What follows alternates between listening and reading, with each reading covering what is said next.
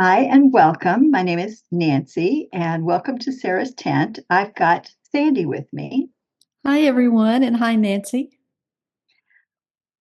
The reason that we're calling this podcast Sarah's Tent is because Sarah was a righteous woman, a matriarch, and her tent was always open to visitors. She and Abraham had the trait of hospitality. Our logo is a tent with the flaps of the tent open to symbolize her hospitality. There's also a candle in the tent, and we've read in commentaries that that there was a candle that burned in Sarah's tent from Shabbat to Shabbat. And what we're doing on this podcast is reading through the Torah, starting at the beginning, and we'll just read a little bit and then we'll talk about it. So, Sandy, can you read for us today? Yes, ma'am, I'll be glad to. We'll be reading from Genesis chapter 2, verses 4 through 18. These are the developments of the heaven and the earth when they were created, on the day of the making by them, God, earth, and heaven. And now all the trees of the field were yet to be on the earth, and all the herbs of the field were yet to sprout.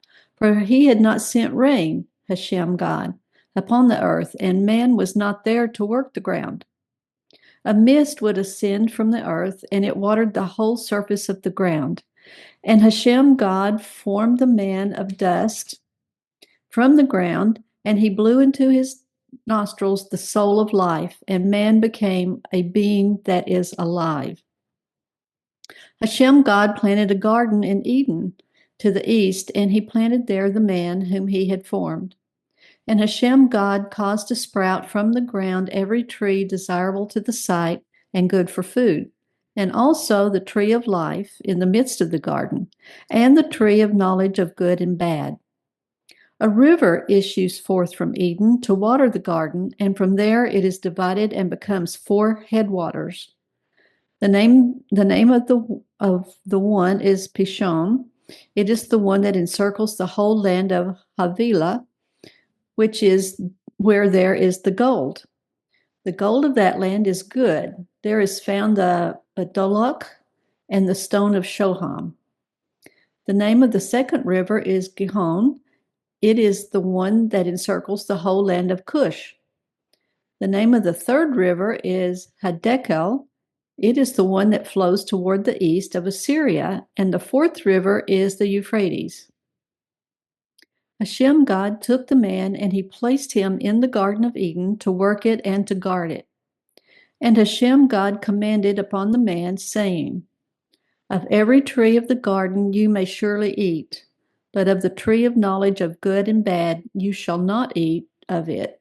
For on the day you eat of it, you shall surely die. Hashem God said, It is not good that the man should be alone. I will make for him a helper corresponding to him.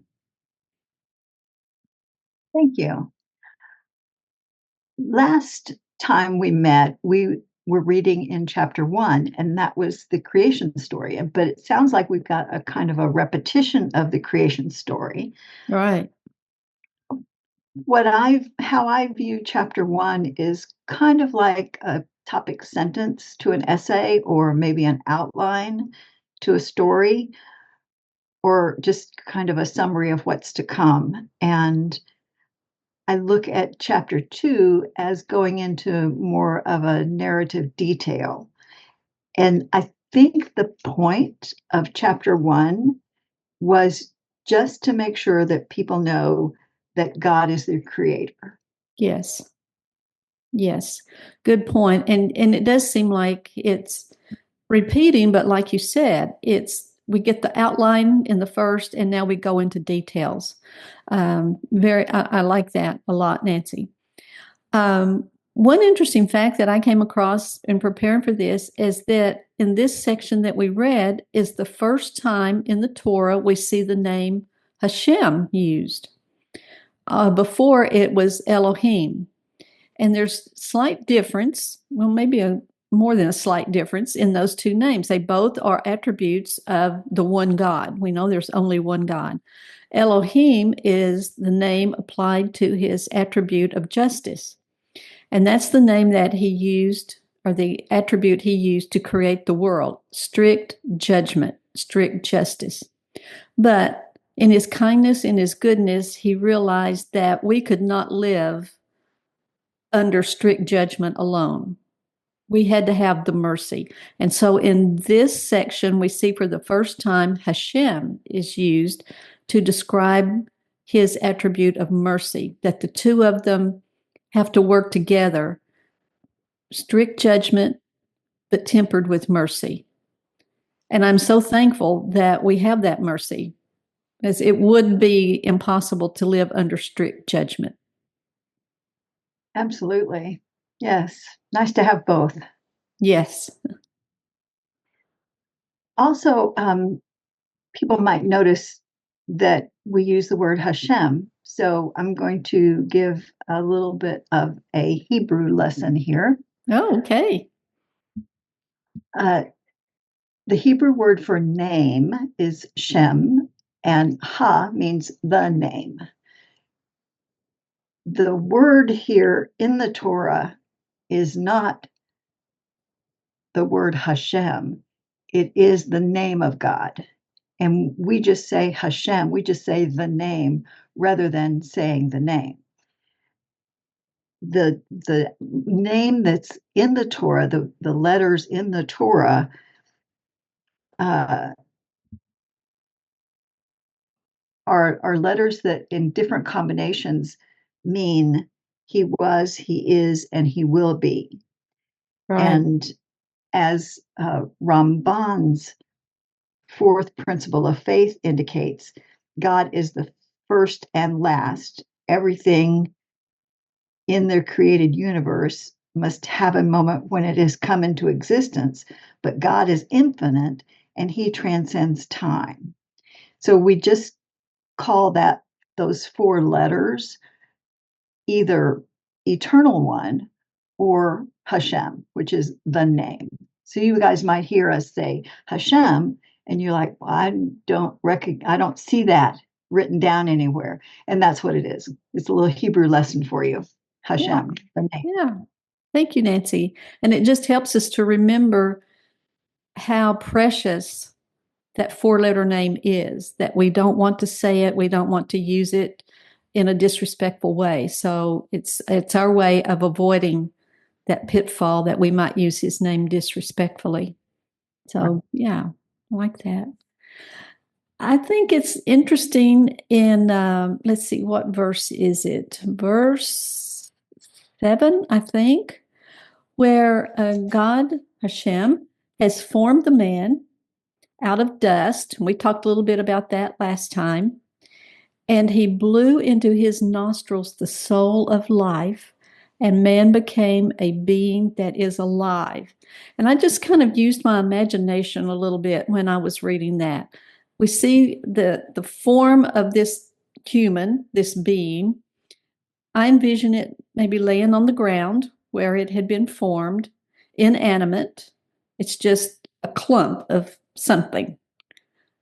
And then Hashem breathes into its nostrils breath, the breath of life. And can you just imagine, as that breath is going through that body, it starts to become animated. Maybe the eyes open, maybe the hands start to move, the feet start to move, and then it stands up. I mean, I understand, this is my imagination on this, but it's going from something that was inanimate, had no life, and now it's this living being.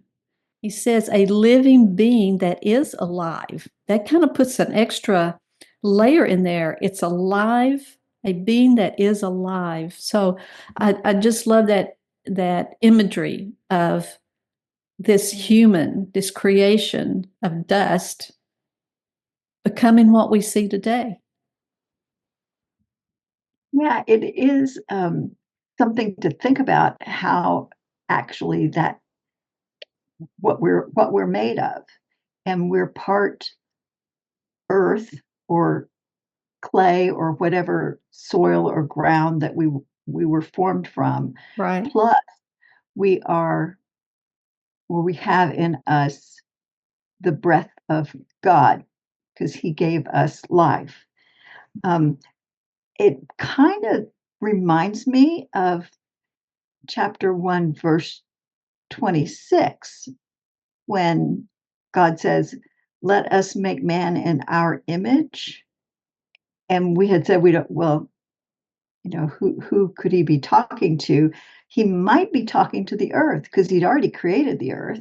Oh, yeah. So we are kind of in the image of the earth too, because we are part physical and then we are part spiritual. Just a Yeah. thought. Yeah. Good thought. Had not thought of that. So yeah. There's just so many layers that we could unpack here that it's just bottomless, that the information that is just right here. And I like the idea that we are a combination of the earthly and the spiritual. That's just amazing that these two things can coexist. I have also heard that we are a speaking being, Yes. and that's the spiritual part of us, that our words um, make us different from the other creations. And that's part of the spirituality of us, is the being a speaking being. And that reminds me, I have heard probably from Rabbi Wolbe or one of our other rabbis that one area where we are maybe created in the image of God is that when He spoke, He created, and our words create. That's the meaning of the word abracadabra. I speak, I create. So maybe that's another level of how we are in the image of God. Our words create, they create good and they can be destructive depending on how we use them. So that's ability to speak is a huge responsibility that He's given us, to think about our words, what we do Oh, with those yes, words. So yes. What we say is so important. exactly. And I think too often we speak without thinking. It's Yes. going to be. Um, there's something else that interested me in these verses, and it's was in verse 8 and repeated again in verse 15, I believe. I would like to read verse 8 again. Hashem, God, planted a garden in Eden to the east, and He placed there the man whom He had formed. I'm not sure about verse 15. Let's see. Okay, verse 15. Hashem, God, took the man and He placed him in the Garden of Eden to work it and to guard it. And I heard a teaching not long ago about focus, and they focused on the word He placed the man in the garden. For years, I just assumed and thought that Adam, or the man, was created in the garden, but he was not. He was evidently outside the garden, and Hashem placed him in the garden. But this lecture that I heard focused on the word placed. He used the imagery of taking like you take a small animal and you gently place it in maybe a nest. Maybe you find a bird and you gently place it in a nest. The idea of placing something as opposed to you just toss something around indicates care, concern. I know exactly where I want to put this and I place it there. He didn't just take the being that He had just created and just randomly toss him into the garden. He placed him there. And I really that just added so much more to it for me when I heard that teaching, that the care and the love that he had, that he placed him where he wanted to be. He placed him where he wanted the man to be. So makes me think, am I placed here in Kingwood, Texas, because Hashem has placed me here? Oh, interesting. Yes. It also makes me, well, two thoughts came to mind when you were saying that. One is kindness, Yeah. which is a very important trait, kindness. So the gently placing is showing kindness. And the second one that I thought about when you were talking was he made the garden first. Didn't we say Mm, before that everything was made in preparation for whatever came next? So yes. he made the garden and he made it all ready. Then he made the man and placed him in the garden. So he had everything ready. He didn't build the garden around the man. He Right. made the garden and then placed the man in the garden. Yes. So there is an order in Yes. creation, as you had mentioned before. Yes. It's continuing. We continue to see that played out. The order and the thought and the love and kindness, like you said, that goes into it. I, Um, the oh just one oh, I'm sorry. Go ahead. just one more thing. Sure. Um, on 215, uh, Uh-huh. gets he gets a job, Oh yeah. and so really tending a garden is the oldest profession, I guess you could say. Okay. Maybe we won't get bleeped on that, huh? But yeah, I thought it was interesting. He has a job. He's not just there to enjoy it, but he's got responsibilities. Yes. Yes. And speaking of the garden, I learned in our, you and I are taking Hebrew classes from Moshe Abraham's. And he has, when we were going through this with him, he pointed out that the word Eden means pleasure, Oh that it yeah. was a place of pleasure. I had not heard that before. He said pleasure for the human that was placed in the garden, but also pleasure for God to make this. It gave God pleasure to make this beautiful place for the human that he created. And again, this attribute of kindness and mercy. We just see it everywhere when we start looking for it. We could just read right over it and never see it. But when we start looking for it, it's just everywhere. There's a phrase that you hear commonly called lost in translation. Yes, And I do think that a lot of the nuances and the depth is lost when we only read it in English. yes, absolutely. Like nobody ever hears that the word Eden means pleasure. No, Uh, I'd never heard that until I started learning Hebrew. yeah. Yeah, learning to read the language in which it was written has really opened up additional layers to it, things would not have seen before. So, Nancy, I think you had some thoughts on the trees and the rivers. We were going to talk just briefly about the rivers that watered the Yeah, garden. You have yeah. something on that? Well, not much. There's a whole section of the rivers and describing, naming the four rivers, the four headwaters, and talking about them and what's important in each one of them, gold and other precious stones. But the only commentary that I saw on it was that the rivers provided the necessary irrigation for the garden. Yeah.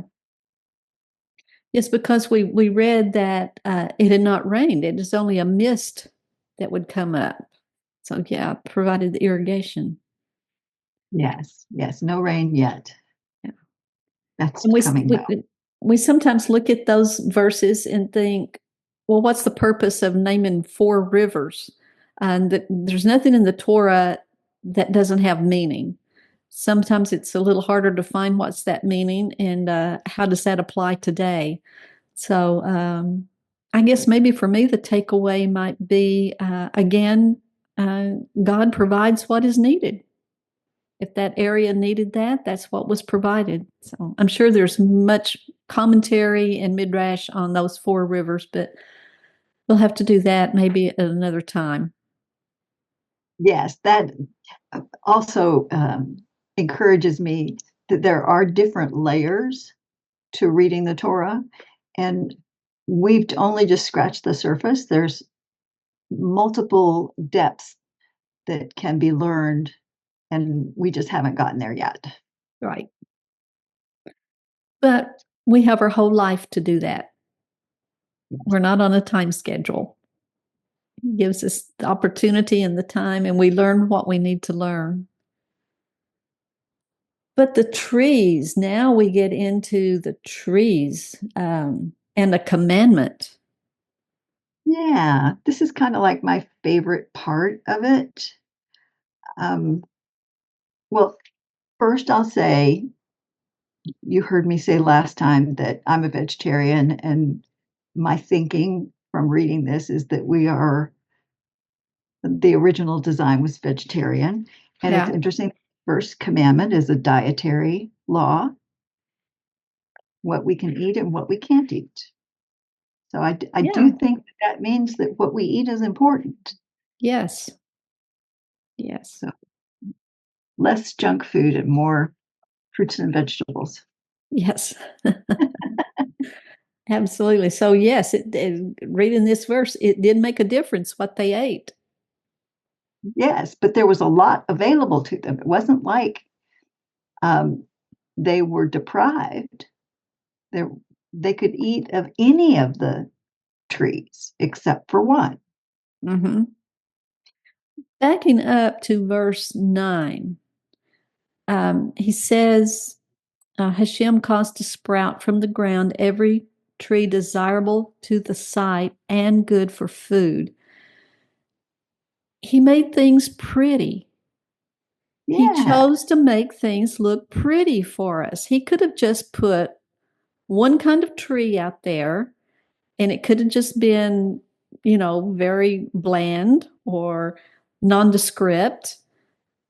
But he put such a variety of things out there and he wanted it to look pretty for us. Again, the kindness shows up just in something that seemingly seems so insignificant that he made it good for the sight and for food. So, yes, and pretty. yeah, They're not all the same. They're not all just brown balls. yeah, Oranges, we got apples, we got plums, we got avocados. There's all sort of little bitty mm-hmm. berries and big pineapples. There's just such a variety Yeah, that is not necessary or required. yeah, But like you said, out of kindness, he wanted to provide this variety for us, make it exactly. pleasant for us. Yes. I mean, he could have made the food good for us, nutrition, keep us alive. It didn't have to look pretty, but I'm not a good cook. That's just not my thing. If I can put it in the microwave and heat it up, that's me. But I've learned I what used to watch cooking shows and how you present the food adds so much to the enjoyment of the meal. So maybe that's where we get the idea of we want to present a pretty especially at Shabbat.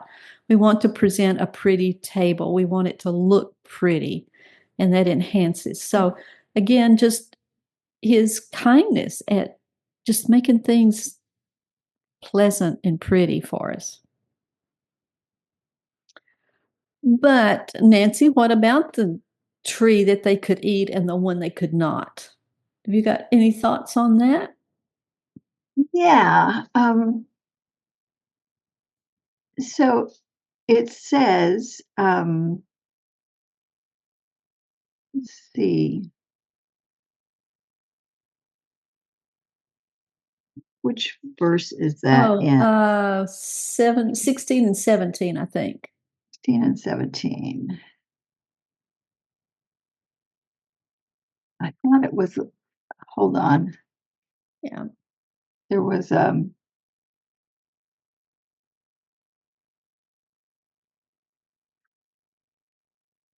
okay. Two, yeah, 2:16.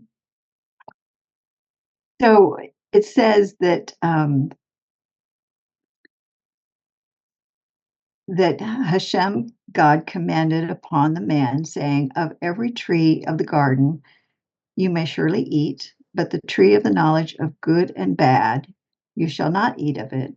For on the day that you eat of it, you shall surely die." But there was,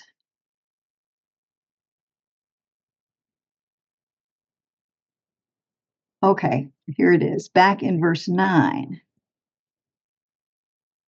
Yeah, in verse 9, it says, Hashem caused to sprout from the ground every tree desirable to the sight and good for food, like you said. Mm-hmm. So that, and also the tree of life in the midst of the garden, so in the middle of the garden, Mm-hmm. and the tree of knowledge of good and bad. So you've got two trees. Mm-hmm. Which tree is in the middle? The tree of life is in the middle, Right. not the tree of knowledge of good and bad. It doesn't say where that tree is. Okay. Interesting.